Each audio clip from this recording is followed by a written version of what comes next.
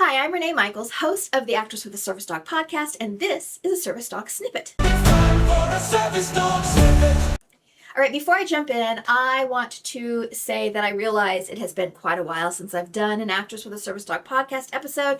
I have no good excuse. I am just easily distracted. So all I can say is that I will try to do better. Try.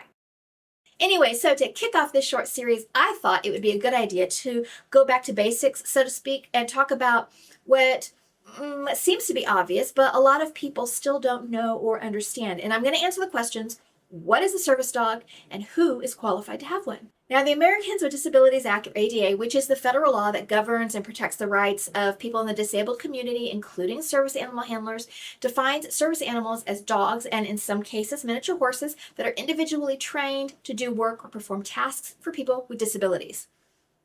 The key word here is trained.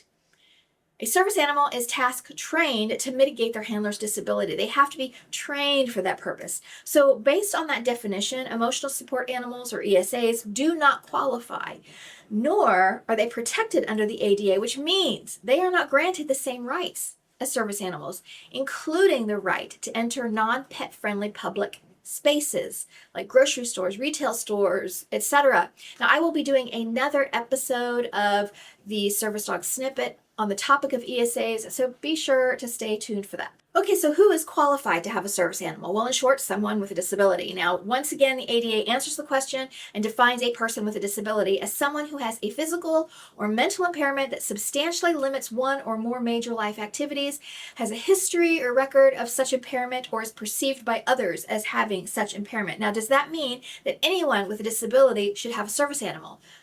Not necessarily. Now, some can manage their disabilities on their own without the help of a service animal, and some may not feel that a service animal will benefit them for various reasons. And unfortunately, it seems that claiming a disability and getting a service animal is pretty trendy right now.